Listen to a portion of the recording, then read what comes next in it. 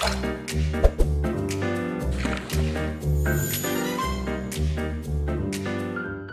everyone, welcome back to our Fireside Chat series, Mustard Hub Voices Behind the Build, where we talk with the people building, backing, and running better workplaces. I'm your host, Curtis Forbes. My guest today is Stephanie Cornejo. Stephanie is a talented, ambitious leader who heads CTI's credits and incentives practice. With oversight of operations and practice development, Stephanie monitors the tax incentive landscape to identify federal, state, and local tax credits that CTI can capture, maximizing value that clients can use to power success. And I'm so excited to have her on today's episode. Welcome to Behind the Build, Stephanie. Yeah, thank you, Curtis. Really great to be here today. So before we dive into CTI and corporate tax incentives, when you're not taxing, what do you like to do? Well, I love to cook. I come from a line of some really, really great cooks. My aunt's a chef. So I really love to cook. I love to host. If you talk to any of my friends or family, my house is the hosting house where we gather and, for football games, playoff games, just to do it, just girlfriends coming over. So I love to cook. Okay. Had to make sure that there was something behind tax incentives, that really got you going. You've had a really solid career with corporate tax incentives, and Yeah. it looks like you've had, you've done some incredible things there. What got you into the world of finance and taxes? Yeah, I think that's a really great place to start because you don't go to school thinking, I'm going to, go to school and do tax credits. I don't think anybody in this industry goes to school, Hope wanting not. to do tax credits. Oh. So I started in finance and working for different colleges, like helping in their grant writing department and assisting, with grants and things of that nature. So I was really familiar with how like federal funding worked. From a scale of like, organizations like colleges or even from the student level side of helping students, complete different, FAFSA forms, helping them, fund their education. And then from there, I saw an opening over at CTI, and this was 14 years ago. I've been with my firm for 14 years now, so quite some time. I've had a long career there. Clearly, they're doing something right. I mean, that's it's a a nice great place to tenure. work. Yeah. So I started, with CTI about 2010. And from there, I always talk about the firm back in those days because we were such like kind of startup, we were very small. We're located in Sacramento, California, headquartered out of Sacramento, California, now currently Folsom. But I feel like when I talk about our firm back in those times, I'm like those old people that are like, when I was your age, I used to walk in the snow with no shoes. Like it really did feel like that because we were so new into the world of credits and incentives, although these credits and incentives have been around for, years and years, 30 plus years and so forth. But to really expand my knowledge into the federal, state, and local level credits that were available that businesses can take advantage of. And so from there, I grew my career. We grew our practice. We're now 180 individuals strong. When I started, there was like 7 of us. So it's really great to see our company be where it's at today to where we were back then. What I do miss is the ability to, back then you got to have one-on-one time with the owners. They're our founding principals, both CPAs, both former auditors with the state of California. And, we're a lot bigger now. So while I still get that one-on-one time, it's a little bit different, if you know what I mean. I do. And you know what? One of the reasons that I'm really excited for the next half hour here, you've been through that transition from a really, really small, like you said, startup-y, 7 people to, now 20 times that size. Yeah. And have probably seen and experienced a lot of growing pains that organizations feel when they grow. A lot of the people problems that we see every organization suffer from. And so, you have, I think, really valuable insight at every one of those stages. Some things that have worked, probably know a few things that maybe didn't work Right. so well also. But before we dive into that, tell me about CTI. What is corporate tax incentives? What do you do? How do you explain it to Yeah. people? Yeah. So, my family still thinks I do personal tax returns. I get a ton of calls in tax season, but I do not do personal tax returns. So, CTI is a tax consulting firm. So we strictly work in a very niche area of the tax code, and it pertains to credits and incentives. I'll summarize it by saying we have three main service lines that we provide to our clients. The first is employment incentives, which our employment incentives practice is the practice that I oversee. It Okay. houses a very robust amount of credits and incentives that kind of fall underneath that umbrella. The best way I'd like to describe employment incentives is think of business activities that have to do with hiring, training, and retaining. Likely there is a credit that exists, or an incentive that exists at the federal, state level, a deduction, a refund just for those activities alone. The second largest piece of our practice is our research and development tax credit practice. So if companies are developing a product, a process, or improving that product or process, they can potentially receive a federal or state tax credit. So this is reducing tax liability, dollar for dollar reduction in federal or state tax liability that a company will pay, a taxpayer will pay. And then lastly, we have our property incentives practice, which houses a couple of different programs, cost segregation. So if you're looking to accelerate depreciation schedule, a cost segregation study can be done on real estate. We have our 45L, our 179D deduction, energy incentives, all falls underneath our property incentives. So CTI is a holistic firm. We look at Mhm. all business activities that a company is doing and determine what credits and incentives exist for those types of activities. That's the best way I can summarize what we do. I mean, that's a pretty good overview. And so specifically working with employers, not individuals, Correct. right? Correct. Mhm. So, talking about these, employment incentives, how did you get to your current role as managing director at CTI? I mean, you started as an account I manager did. there. I did. Yeah, I started as an account manager where I was actually, doing the day-to-day grind, working with Hmm. our clients one-on-one, running their credit calculations, providing all of the substantiation behind the credits that we were calculating for them. And I think that really gave me a good, solid foundation to the operational side of our business. From there, I got promoted to a senior manager. So you're just like a level up, and you have a smaller Mhm. team that you're managing under you that's responsible for a certain goal and quota of delivery of projects. While we don't do tax credits, while we don't do tax returns, our season very much aligns with the tax season because we've got to get these, credit, Right. reports out to our clients in time for them to, list in their tax returns. So we have busy seasons that align very much similarly with, the tax season, tax filing seasons, I'll say. So, from there, we had very specific quotas and initiatives we had to get done, and I oversaw a very small team. And I lived in that role probably for about a good, 5 years, I'd say, where I just had the larger accounts, more, prominent accounts would be with me. Our larger accounts I would manage. And from there, they saw my ability to really, I think, lead, a group. And, we were able to create certain processes because I live in process. I can't, work inside of just, willy-nilly processes. I have to Yeah. have a very structured process in order to thrive. So I created very structured processes for myself and for my team.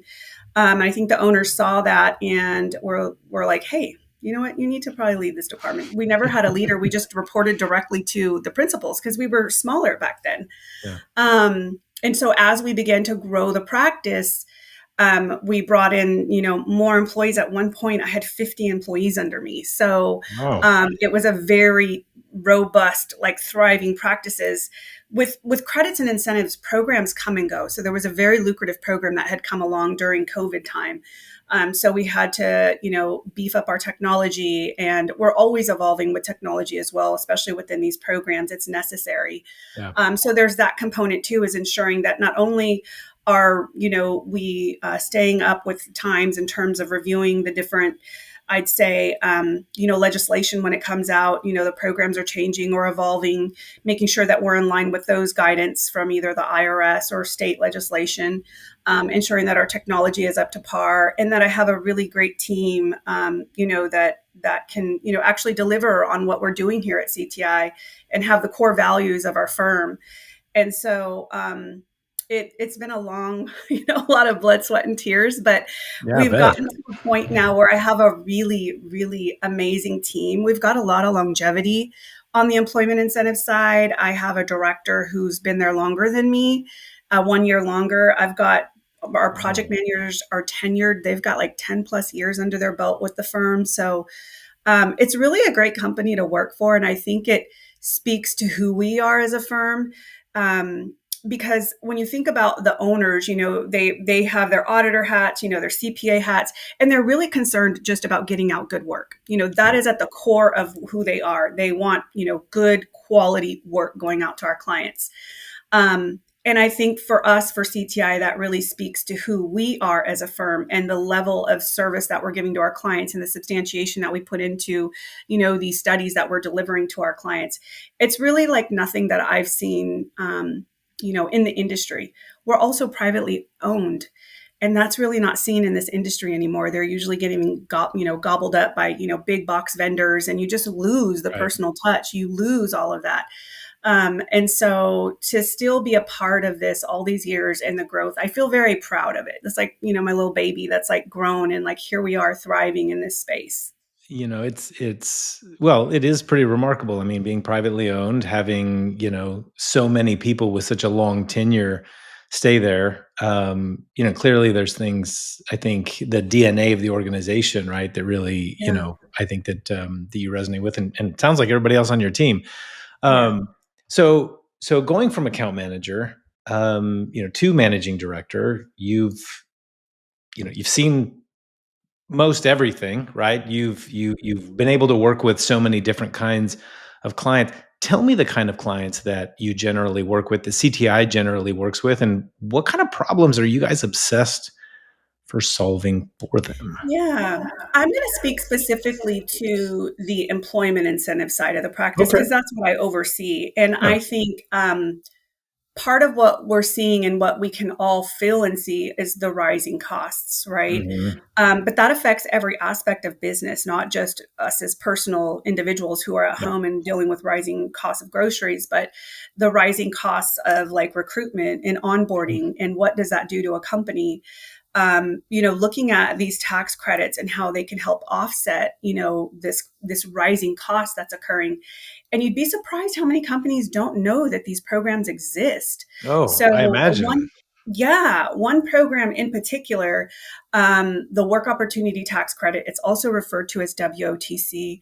Um, you know, Folks out there might have heard of it, but it incentivizes business owners for hiring individuals who have certain backgrounds prior to being hired. It is a hiring incentive. So literally companies are being compensated in the form of a credit, a dollar for dollar reduction in tax liability just for doing something they do every day, which is hire Yeah. individuals, train them, put them into the workforce. This is a federal income tax credit, so it is Mhm. reducing tax liability at the federal income tax level, dollar for dollar. If we generate $20,000 in tax credit, you're offsetting your $20,000 of tax liability. That gets wiped out. So, Wow. yeah, not to bore everybody with tax credits, but No, I this get is great. very And passionate about it. do you see a lot of these things change from administration to administration? Do they stay consistent? And if they do change, how? What part of it Yeah. changes? I think that's a great question, given the moment that we're all in right now, right? Yeah. With President Trump, his big beautiful tax bill and what's included in that. So for this particular program that I was referencing, the Work Opportunity Tax Credit, it's not a permanent tax credit program. Okay. However, It has been in existence for 30 plus years now in some form or fashion. Wow. It usually is extended in the form of a tax extender bill that the sitting president will extend. Coincidentally enough, when President Trump was in office, he extended this for a 5 year term, the WOTC program for a 5 year term, the last time he was in office. There are tax extender bills in place to extend the program for another 5 years because it's currently due for, it has an expiration date at the end of this year of Okay. 2025. Um, we don't foresee the program going away. It has been in existence for 30 plus years now. It for what it does for companies, for the economy, it's favored on both sides of the aisle. It also helps with diversity in the workplace. It does a lot of good. The program does. Um, my answer to that is sure, programs come and go, and administrations do have that power to eliminate them or not, continue to push forward with those different initiatives.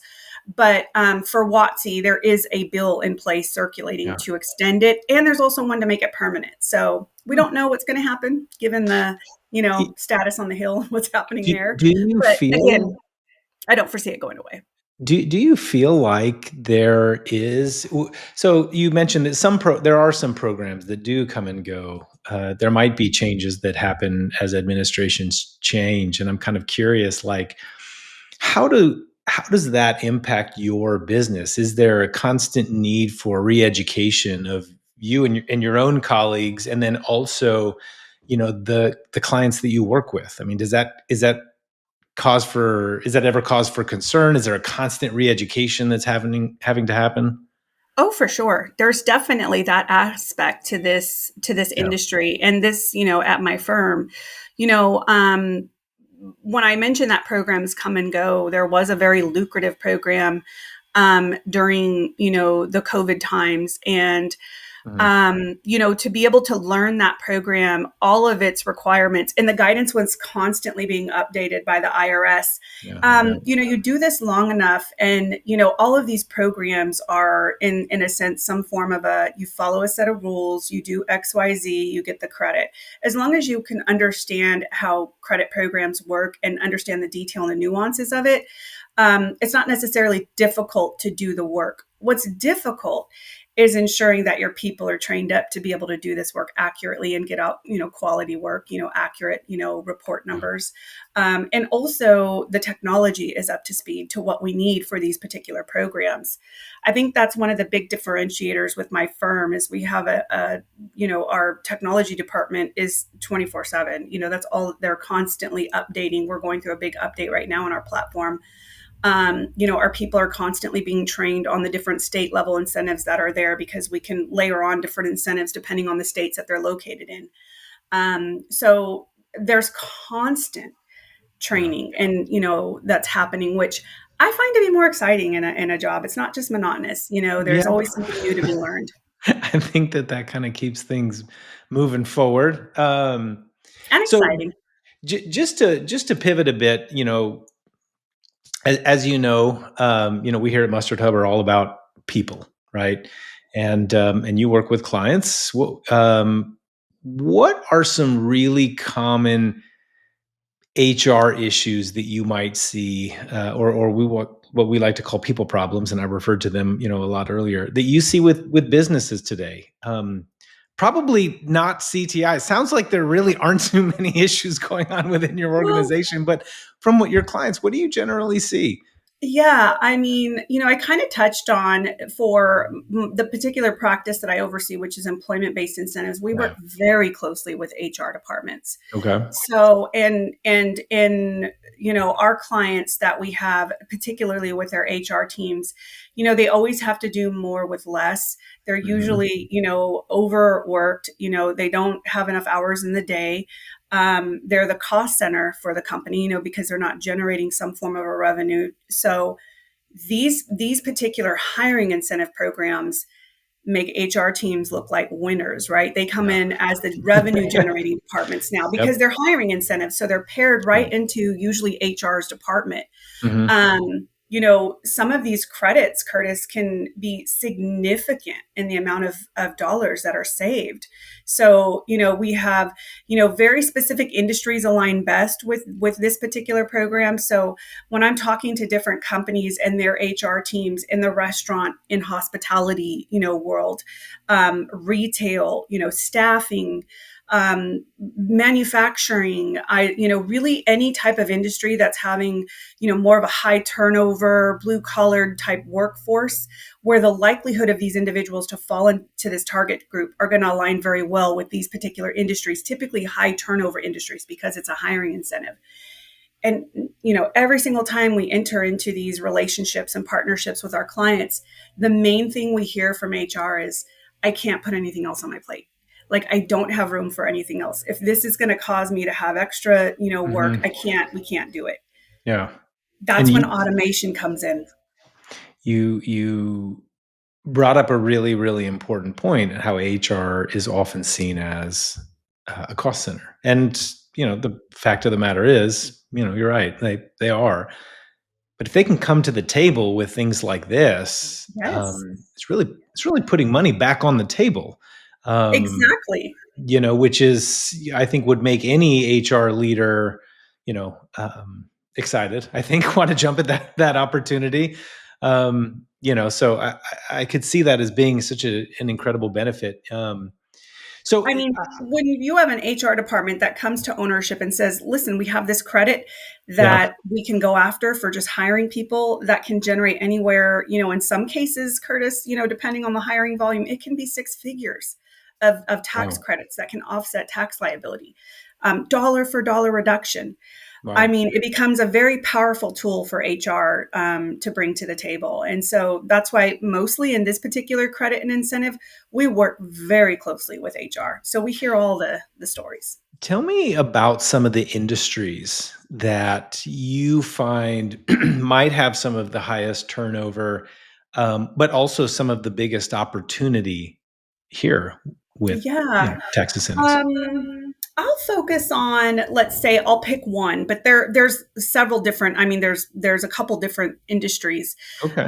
But for restaurants in particular, QSRs, quick serve restaurants, casual dining, fine dining, Mhm. Mhm. that is a brutal industry. Yeah. The cost to onboard an employee, to retain an employee, is incredibly expensive, Yeah. and those employees are turning over faster than, sometimes, within a 3-week Oh, period. Maybe they don't even roughly need a 3 year. 130% annually, I feel Yes, like. It's yes. astronomical. It's usually like 150% turnover rate in that industry. And so at the end of the day, the bottom line matters in that industry. And so when you can bring in tax credits to offset that turnover cost, right, of just the constant turnover and retraining and training of new employees, that it can be quite lucrative for that industry. I would also say, like healthcare specifically, we've seen a very big uptick in healthcare, and I will say specifically assisted living, memory Mhm. care, Yeah. um, home health care. And I don't know if it's because, the boomers are entering into homes now, that there's been a big uptick in this particular industry. But I will say this industry has the highest qualifying percentage out of all industries for the Oh, WOTC wow. program. 45% of their new hire population qualifies for the And I would program. imagine a lot of those business leaders have absolutely no idea. None. It Yeah. it is one of the most I mean, it's one of the most rapidly growing industries. I know it's definitely at the top, in the franchise space. Yes. Um, but that's actually a really interesting statistic about how many probably qualify, and Yeah.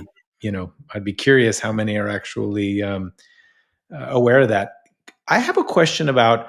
I'm going to have to go into super big detail about this, Sure. but how is it calculated? In other words, are business leaders able to, for example, is there a bigger credit? Do they wind up having, you know, a better deduction for retaining people? Is it one Yeah. to Good one? Does it question. matter? Yeah. Really good question. So, the way that the company is able to achieve receiving these credits is they have to hire an individual who has this certain background, right? And these Okay. backgrounds can range anywhere from military and veteran statuses. 5 of the 14 target groups, there's 14 target groups is what they refer to. Okay. 5 of them are related to military and veteran statuses. The remaining are really focused and centered around public assistance type programs. Geographically, where they live potentially can generate a tax benefit. Okay. And the credits can range anywhere from 1,200 up to 9,600 for each individual new hire, depending on the target group they qualify under. Now, the way that Wow. the credit is calculated is it's based on a percentage of the hours and wages that the new hire worked in their first year of employment. So you have 1 full year to consider that individual's wages. It's capped. Okay. So capped at 6,000 in wages. So the way that it's calculated is the hours are considered. There's a minimum threshold for individuals who are certified for the program to begin to calculate credit. They have to at least work 120 hours in order for the company to start to receive some of that benefit, like 25% of that credit, if they at least work 120 hours. So they can't turn over, before then. Okay. Let's say a full timer working 35 hours or more, they'll hit that in 3 weeks. So Right. for a full timer, to hit their max value of credit, it's 400 hours, which is about 3.5 months for an individual. So after that first year, is a company still able to earn a tax That's it. incentive, or That first year of just that employment is first when year? we're able to calculate. That's why it's a hiring incentive. So that, Yeah. this year they're hiring, they have individuals that are qualifying and certifying. Next year they'll continue to hire, and those new hires will continue to qualify and certify under the program. So it's applicable only in that first year of hire to that first, onboarded employee. And working with organizations, obviously, who are, who have high, turnover, who are experiencing some of those issues. Do you ever get insight in some of the people problems that they may be having that's is contributing to some of that high turnover? I think certain industries, and not necessarily into the weeds of these particular industries, but I think certain industries tend to have higher expense costs for employees, maybe are prone to more on the job type of accidents. Think of like construction or like Mm, industrial manufacturing yeah. that can attribute to those costs. But I don't necessarily hear, other than the fact that they're profitable, they don't want to pay tax. And how can we offset this tax liability? Because, we're paying X amount in tax and we want to offset it all together. And they definitely align with an industry that would, could benefit greatly from the program.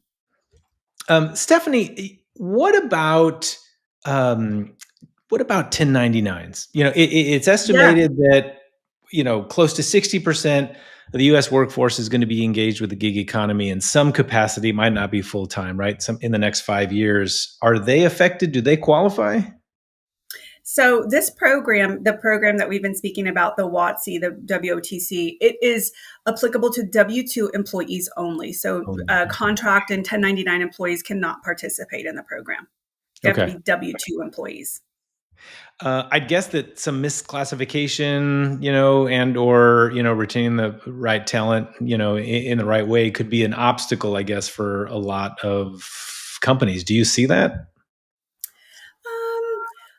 Not necessarily. No. No, not necessarily. Okay. Well, that's that's fair. So I'm kind of curious, getting back into some business leaders and leadership. Um, Tell me about some of these folks that you see who really nail it overall. Of all the clients that you work with, are there some personality traits, some soft skills, other competencies that you see with folks leading high performing teams, that might work with, right? They might find, or be eligible for these tax incentives, and they wind up retaining their folks for a really long time, and building incredible work cultures. Yeah. I would say the one leading theme that I have seen across our clients, like very long-standing clients, that still, John over at ABC Company is still there for as long as I've been at CTI, right? When I look at some of the traits that attribute to these different cultures for our clients, I would say that it's leadership.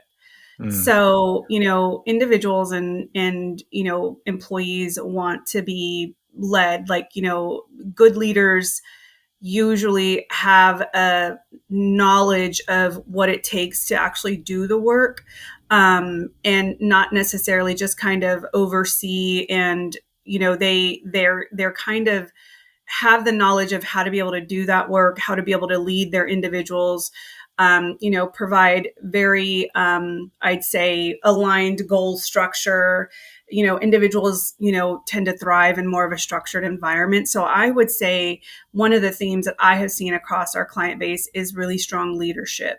And it doesn't necessarily mean a CFO or a CEO. It can be your directors. It can be your individuals, that are actually on the manufacturing line, the supervisors that are overseeing the teams that have that good, strong leadership, I would say is what I have seen the theme in my experience with our clients. I love that. I mean, what role does trust, communication, alignment play in all these circumstances? You mentioned, alignment with goals and things like that. I mean, would you qualify those other things, I guess, as part of general leadership? Absolutely. I mean, absolutely. Speaking for just myself, with my team in particular, to be able to have their trust, their ability to, I would say, we all have a common goal that we're achieving for our department, but they each have individual goals that they're trying to achieve as well.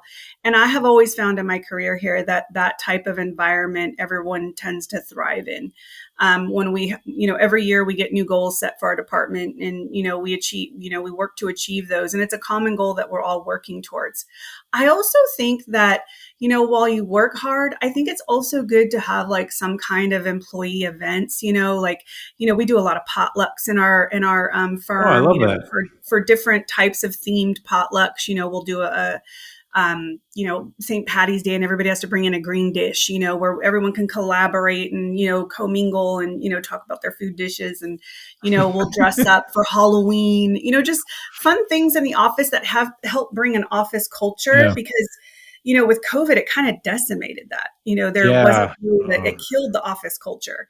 But we're finding our way back to it. We have a more of a hybrid environment where, we get to work at home a few days a week, and then we all come into the office a few days a week. And it's to build that back up. But there's these different aspects to ensuring that your people are happy, because, happy employees thrive. And you Yeah. can't always please everybody.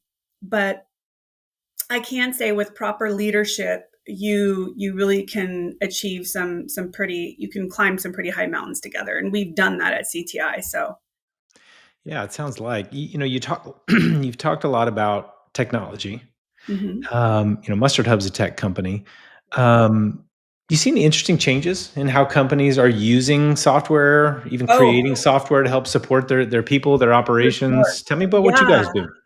I think for these past like 2 years, really this past last year, you hear AI, AI, AI, right? Mm, oh yeah. We've always relied heavily on technology to administer this particular program, the WOTC, because it's a voluminous program, meaning there's a lot of hires that are coming through, screenings. It's a survey, it's a brief survey that's administered to determine if these new hires qualify.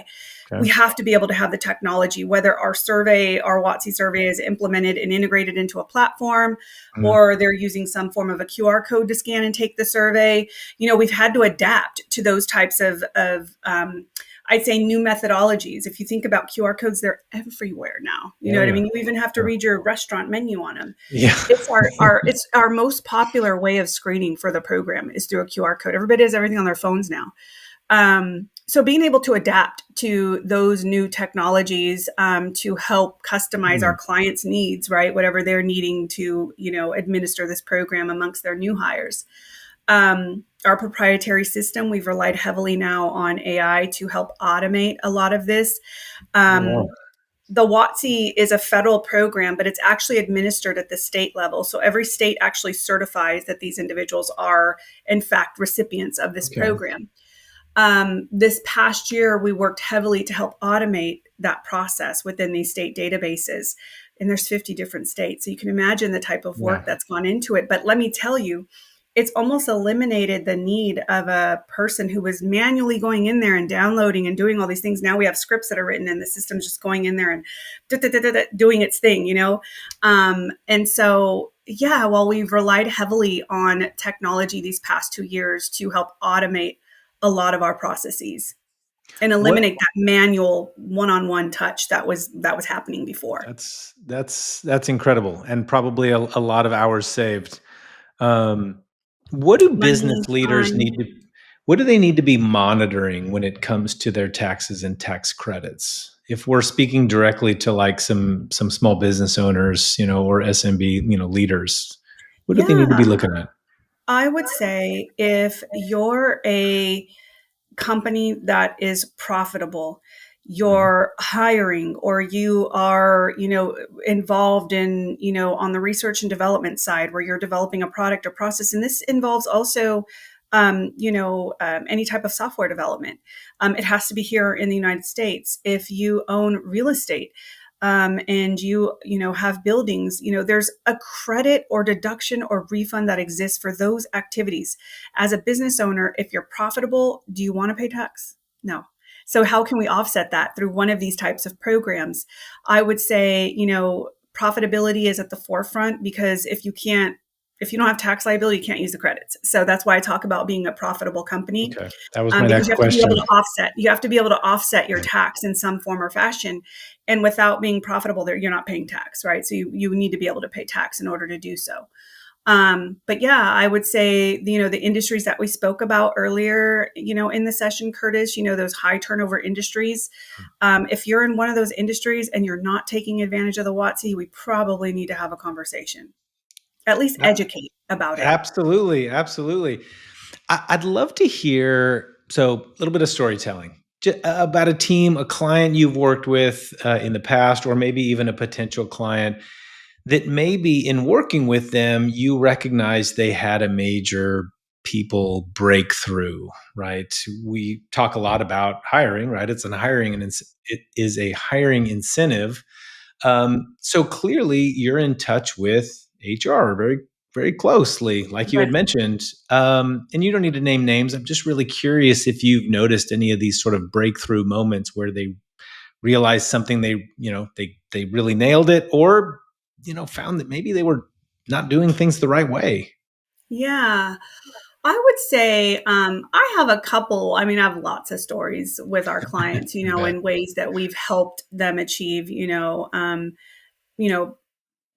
some form of a offset of tax liability, whether that be at the federal level or the state level, depending on the states that they're located in.